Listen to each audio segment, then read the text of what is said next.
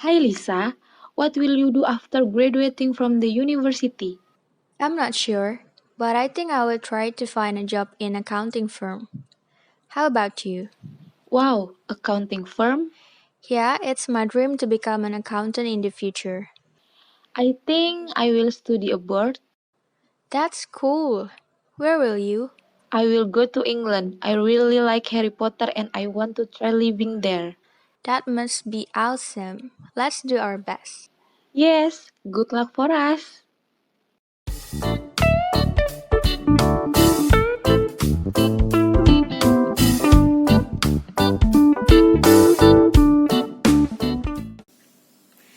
Hello, welcome back with me, Noka Solehia, as your study buddy. So today we will study about the uses of simple future tense. You must have been seeing the conversation between those two people before, right? Kalian tahu gak sih mereka ngomongin apa? Exactly, they're talking about future plans, aka cita-cita in bahasa. Nah, kalau diperhatikan lagi, ternyata mereka menggunakan kalimat dengan formula simple future tense loh. Do you know what is simple future tense?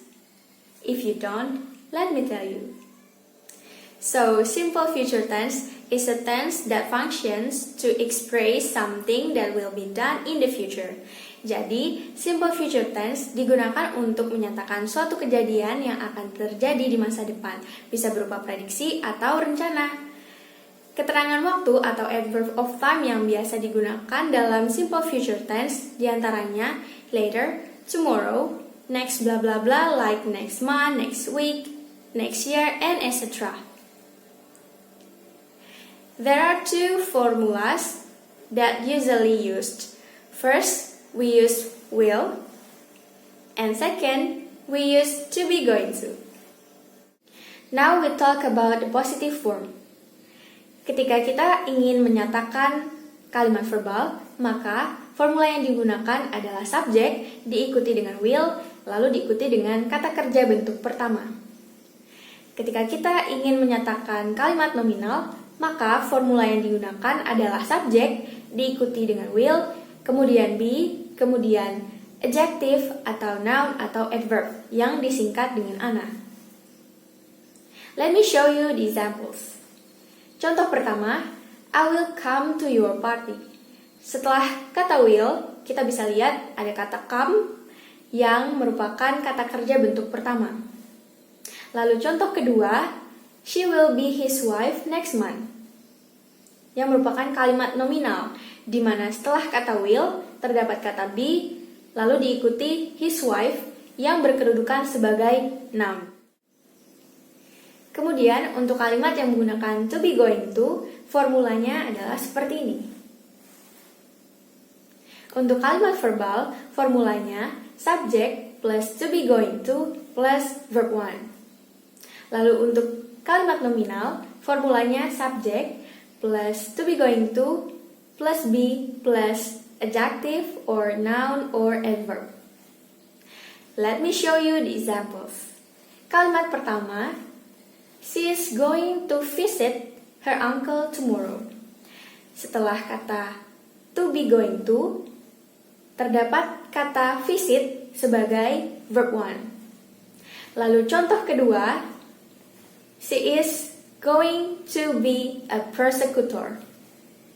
Setelah kata be going to, terdapat kata be a prosecutor.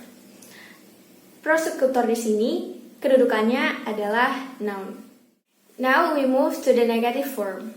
Formulanya seperti ini. Yang membedakan antara rumus negatif dengan rumus positif adalah terdapat tambahan not di antara will dengan verb 1 ketika kalimatnya verbal dan tambahan not di antara will dengan be ketika kalimatnya nominal. Let me show you the examples. Kalimat pertama, I will not study in the class next week. Setelah kata will, terdapat kata not, dan diikuti dengan kata kerja pertama, yaitu study. Lalu contoh kedua, boy will not be in Tokyo tomorrow. Setelah kata will, terdapat kata not, diikuti dengan be dan in Tokyo, yang merupakan adverb. Kemudian untuk kalimat yang menggunakan to be going to, formulanya seperti ini. Terdapat imbuhan kata not di antara to be dan going to. Here's the example. Contoh pertama, my father is not going to give me money. Contoh kedua, Andrea is not going to be angry. Angry di sini berkedudukan sebagai adjective. So now, what is the difference when we use will and to be going to? Apa sih bedanya ketika kita menggunakan will dan to be going to, padahal keduanya sama-sama digunakan untuk menyatakan kejadian yang akan terjadi di masa depan? Nah, will digunakan ketika kita ingin menyatakan sesuatu yang akan kita lakukan secara spontan dan kemungkinan terjadinya masih 50-50 atau di antara iya dan tidak. Sedangkan ketika kita menggunakan to be going to, maka kita menyatakan sesuatu yang akan dilakukan secara terorganisir atau sudah terencana sebelumnya. Maka persentase kemungkinan terjadinya lebih besar dibandingkan ketika kita menggunakan will. So, how is it, buddy? You got it? To see the extent of your understanding, I'll give you some task. You can write your answer in the column section. Untuk melihat sejauh mana pemahaman kalian tentang materi ini, saya akan berikan beberapa soal latihan. Tulis jawabannya di kolom komentar ya. Terjemahkan beberapa kalimat ini ke dalam bahasa Inggris menggunakan formula simple future tense. Kalimat pertama, kakak perempuan saya akan pergi ke Jepang besok siang. Kalimat kedua, John tidak akan menjadi dokter. Kalimat ketiga, saya akan menemani ibu saya pergi ke pasar besok pagi.